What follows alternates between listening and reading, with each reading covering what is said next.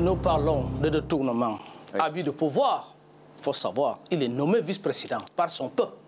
S'il est nommé vice-président par son peuple, il doit servir son peuple. Quand il ne sert pas son peuple, il oblige son peuple, ce monsieur doit être jugé. Pourquoi vous dites qu'il ne sert pas son peuple? Mais ça veut dire quoi? Parce qu'il est accusé de détournement. Oui.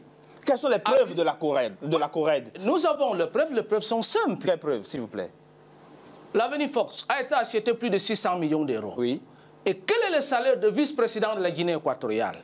Attends, monsieur, mon cher maître Tomo, qui est à côté de moi, oui. Il dit qu'il ne voit pas le délit. Mais comment, monsieur Tomo va dire non, il dit que ce qu'il pense personnellement, oui, ça le regarde, mais sur le plan du droit, oui, dit, acheter une maison de 600 millions... Non, il dit il n'y a pas le délit, le dossier. Il n'y a pas oui, juridiquement, mais moi, je veux le dire. Oui, et lui-même le sait bien que le délit est là. Monsieur Todorino, le fils du président de la Guinée, a détourné des milliards et des milliards de fonds publics. Et nous avons des preuves.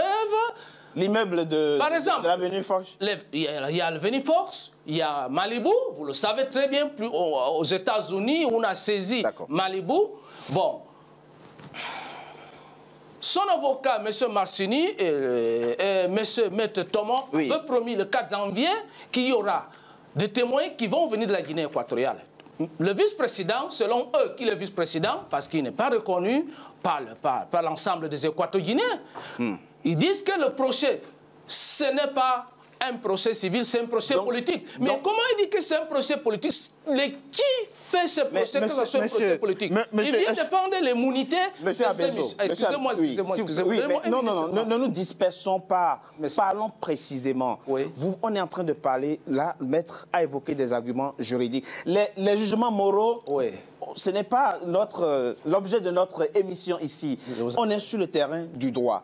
Vous identifiez juste un immeuble ou bien des patrimoines et vous dites, puisqu'il ne gagne pas assez et qu'il a un immeuble qui coûte 600 millions, il a forcément détourné. Mais en droit, ce n'est pas une preuve, vous savez. Oui, moi, je suis Équato-Guinéen. Oui, s'il vous plaît. Je fais un de partie civile. Nous avons un avocat, nous avons un dossier qu'on a présenté au tribunal. D'accord. Et si vous m'avez demandé d'amener le dossier, je le refais. Mais notre avocat a le dossier et de preuves que ce monsieur a détourné des milliards de peuples équato-guinéens. C'est pour cette raison il doit être jugé. Et l'avocat qui est devant moi le connaît très bien, que ce monsieur doit être jugé.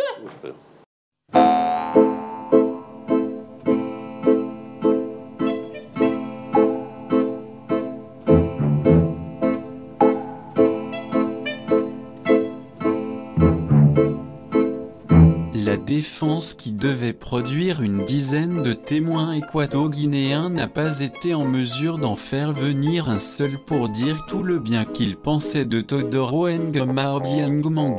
Pas un seul témoin équato-guinéen, même pas un représentant de l'ambassade de Guinée équatoriale. Juste un témoin étranger qui est un mercenaire repenti et qui est venu témoigner pour dire que c'était un opposant qui avait monté la tentative de coup d'État.